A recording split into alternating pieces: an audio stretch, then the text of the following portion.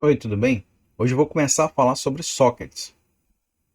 Como eu já havia falado, um socket ele funciona como uma interface entre processos cliente e servidor, onde o processo cliente foi desenvolvido por um programador utilizando um protocolo de aplicação e essa aplicação ela vai se conectar através da camada de transporte utilizando um socket.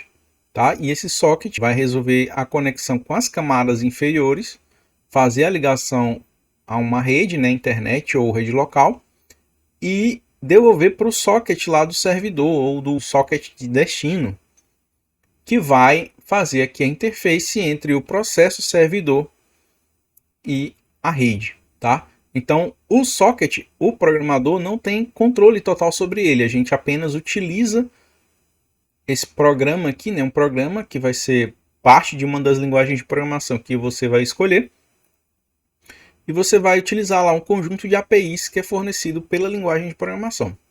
Tá? Então, o que o programador tem controle, né, o que o programador vai desenvolver é o processo cliente e o processo servidor. E ele vai utilizar o socket para fazer a comunicação entre esses dois. Essa comunicação entre um processo cliente e um processo servidor, né, é a comunicação entre si lendo os sockets aqui. No caso, lendo e escrevendo aqui os sockets do lado cliente e também lendo e escrevendo aqui os sockets do lado servidor. Quando o cliente solicita alguma coisa para o servidor, ele vai enviar uma mensagem via socket, ou seja, ele vai escrever alguma coisa lá no socket, e o lado servidor vai estar ouvindo uma porta lá desse socket, e quando essa mensagem receber, ele vai ler então o conteúdo desse socket para depois processar e gerar uma resposta escrevendo para o cliente através desse socket aqui. Tá? E assim acontece o mesmo processo do lado cliente, que é a leitura do socket. Simplificando e resumindo, né, um processo cliente e um processo servidor, eles se comunicam entre si, lendo os seus sockets e escrevendo através desses sockets. Então, o socket que ele vai atuar como se fosse um mensageiro, um entregador de recados. Então, dessa forma, o programador tem que escrever os dois lados, né? O programador deve escrever os códigos do cliente e também os códigos do programa do servidor, do lado servidor. Como a gente já viu, essa camada aqui, essa conexão com a camada de transporte, ela fornece serviços aqui para os processos cliente e servidor. E esses serviços eles podem ser de transferência confiável ou não de dados, de garantia ou não de vazão, garantia ou não de temporização e garantia ou não de segurança. Foi o que a gente já estudou. E toda essa escolha vai depender da aplicação que o programador está desenvolvendo. E o uso de um protocolo é importantíssimo, como a gente já estudou também, para a padronização, né? O que permite a comunicação entre tecnologias diferentes, entre programas, entre computadores com idades diferentes, com fabricantes diferentes, com desenvolvedores diferentes, tá? Então, o socket é um padrão, ele tem lá uma RFC que define como o socket deve ser desenvolvido e o tipo de serviço que ele vai oferecer. E esses serviços, né, são utilizados então por cliente e servidor. E essa padronização permite, né, que os programadores, né, os desenvolvedores criem seus programas clientes e servidores de forma independente dos protocolos da camada abaixo da aplicação e garantindo que eles vão se comunicar.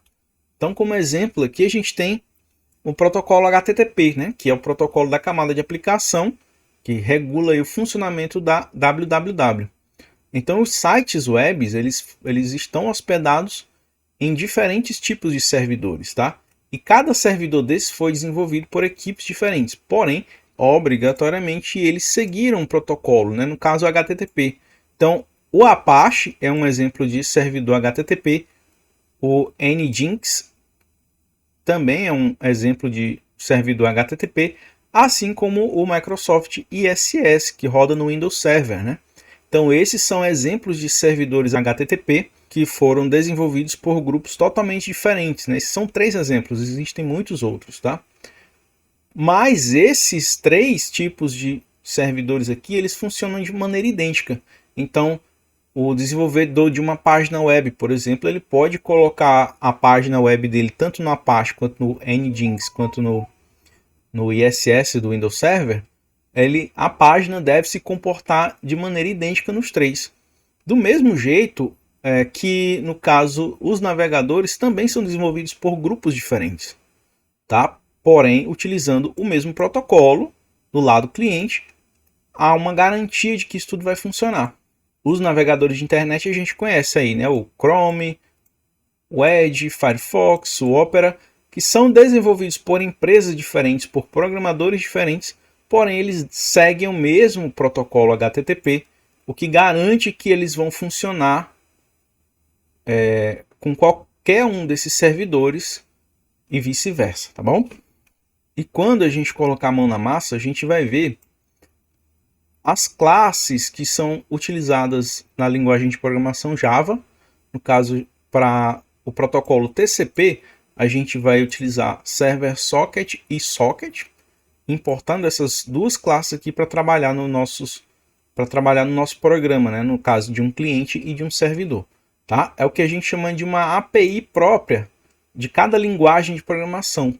No SDK da linguagem Java, a gente tem uma coleção de classes que a gente pode reaproveitar, né, de programas feitos que a gente pode aproveitar, e eles fornecem para a gente uma API riquíssima, com várias funcionalidades, e no caso inclui também uma biblioteca para sockets, né, para o padrão sockets da camada de transporte. Tá? Então a gente vai ter a classe Server Socket e Socket para usar o protocolo TCP/IP, e para o protocolo UDP, a gente vai ter o Datagram Socket, que funciona tanto para o servidor quanto para o cliente.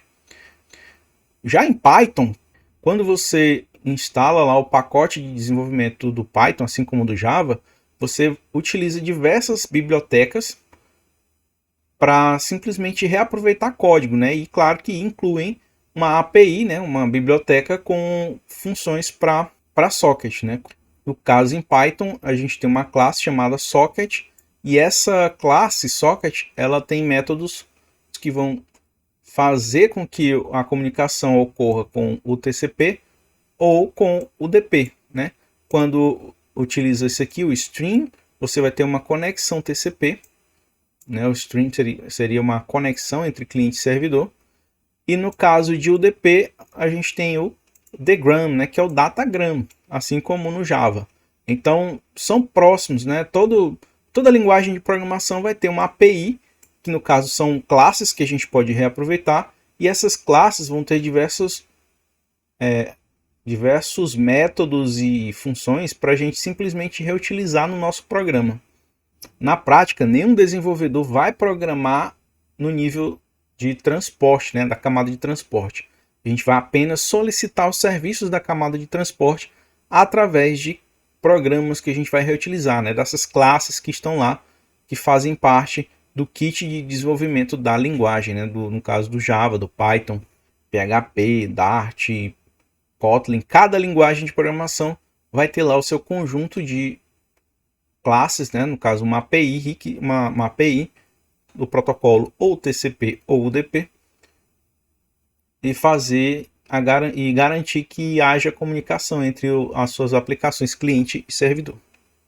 Esse é um exemplo de um cliente TCP utilizando o Java, né? Que eu omiti os imports porque é uma IDE como o NetBeans, né? Ele acrescenta algumas linhas aqui de forma automatizada, né? Por exemplo, classe socket, a classe output stream, data output stream, input stream, são todas classes que o NetBeans vai utilizar aqui uma importação, né? Vai ter lá import socket, né? Import java.net.socket, import java.io.outputstream, a mesma coisa para data e para input stream, tá?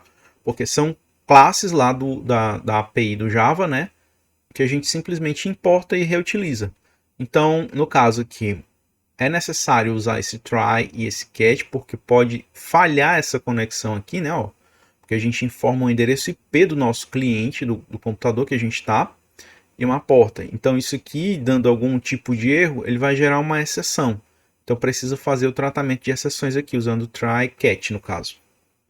nessa linha aqui, ó, a gente está fazendo a criação do cliente, né, do socket, tá? Então, importamos aqui a classe socket e aqui a gente está criando uma variável do tipo socket, né, o que a gente chama de objeto. Então, isso aqui é um objeto dessa classe, é como se fosse uma cópia dessa classe aqui no nosso programa, tá? E a gente inicia ele com o endereço IP da máquina, do cliente, do nosso cliente, e com uma porta aqui que a gente vai definir. Depois a gente vai estudar melhor endereços IPs e essas questões de portas. E para enviar informações para o servidor, a gente vai precisar usar uma cópia que tem dentro desse cliente aqui, do socket, que é um output stream. Então, quando a gente faz isso aqui, ó, cliente.getOutputStream, a gente está criando um mecanismo para manipular um output stream que tem dentro desse objeto. E a gente vai usar para representar ele esse fluxo de saída. Então, o fluxo de saída que está aqui nesse output stream é o mesmo que está dentro desse objeto cliente, tá? E a gente vai precisar enviar dados através dele. Então, a gente vai criar uma variável do tipo dados, uma variável chamada aqui dados de saída, né, um objeto que é do tipo data output stream, tá bom? E a gente vai associar esses dados de saída aqui, né, o data output stream, com o fluxo de saída do objeto cliente. Então a gente faz isso utilizando aqui esse construtor, tá? Ó, fluxo de saída, que é o nosso output stream, vai receber, vai criar aqui, né, associado a ele os dados de saída, que é o data output stream. E então a gente vai escrever aqui, né, o write, os dados de saída a gente vai escrever um valor aqui, que no caso é um caractere A, tá? Fazendo isso aqui, o nosso socket está enviando, né? A gente está escrevendo no socket um caractere A. E agora a gente vai ver como faz para receber, né? A gente tem aqui um input stream, né? Um fluxo de entrada. Vai ser essa variável aqui do tipo fluxo de entrada, né? Um objeto dessa instância, uma instância dessa classe input stream. E a gente vai receber esse input stream da mesma forma que esse fluxo de saída está representando o output stream aqui do cliente, a gente vai ter um input stream do cliente aqui sendo representado por fluxo de entrada, tá? Então tudo que a gente fizer nesse fluxo de entrada, né, a gente vai receber aqui de cliente, né? A mesma coisa, o que a gente fizer nesse fluxo de saída vai ser com o fluxo de saída de cliente. Então esse fluxo de entrada aqui, ó, a gente vai fazer uma leitura dele. Então, como eu falei, né, no socket a gente vai ler e escrever valores. Então aqui, ó, vou escrever para enviar e vou ler um valor do fluxo de entrada, né, do socket. Então, para escrever no terminal, né, para a gente ver o que é que veio do servidor, a gente tem aqui o system.out.print, resposta do servidor, e converte aqui para caractere o que vier lá do servidor. E para finalizar aqui uma conversa, né, para finalizar a conexão, a gente vem aqui e coloca client close, tá bom? Então, o servidor TCP é muito parecido. Eu também omiti aqui os imports, porque o próprio NetBeans, né, ele vai fazer isso para a gente. Então, a gente vai importar a classe server sockets, a classe sockets, input stream, output stream e data output stream, do mesmo jeito que a gente fez com o cliente, tá? Essas classes todas são importadas e fazem parte da API do Java, tá bom? Então vamos lá. A gente cria o server socket aqui, que a gente está chamando de servidor. Como eu falei, esse servidor aqui é uma cópia, né, uma instância dessa classe aqui. Para criar, né, a gente usa aqui o método construtor dele, escutando a mesma porta que a gente está escrevendo lá no cliente, que é essa porta aqui, 1, 2, 3, 4, 5, tá? E para receber informações nessa porta, né, o servidor vai ter que criar aqui um socket também, uma conexão, né? A gente vai chamar de conexão. Então esse socket aqui, ele está ouvindo a porta do servidor e quando houver uma comunicação nessa porta, o servidor vai aceitar e atribuir um socket aqui para essa variável conexão. E assim como no cliente, a gente vai precisar de um fluxo de entrada aqui, né, de um input stream, chamamos aqui de fluxo de entrada, e ele vai ser uma cópia, né, vai representar o input stream que tem dentro de conexão, que é um socket, tá? Então, ó, conexão get input stream, então a gente tem uma representação do input stream do conexão aqui dentro. E a gente vai fazer então uma leitura desse input stream aqui, ó, do fluxo de entrada. Do mesmo jeito, vamos converter para char e imprimir na tela aqui do terminal. E para enviar uma resposta é o mesmo mecanismo que a gente tem lá no cliente, tá? A gente vai utilizar um output stream pegando lá do socket, né, do conexão. A gente vai chamar ele aqui de fluxo de saída. E esse fluxo de saída vai receber um data output stream aqui, né, ó, associado a ele. Então a gente tem aqui os dados de saída e a gente vai escrever um valor, no caso aqui o caractere B, nesse fluxo de saída. Tá? E claro, depois de escrever, a gente vai fechar o servidor, né, para finalizar a conexão e fechar também a conexão aqui, encerrando as atividades do servidor. Então vamos ver isso funcionando agora. Então vou executar agora o servidor. O servidor está rodando. E eu vou executar agora o cliente. Cliente rodando, pronto. Então a gente vai ter aqui, ó, a entrada do servidor, né, a mensagem do cliente, caractere A. E o cliente recebeu como resposta a mensagem aqui, o caractere B do servidor. Por hoje é isso, até a próxima.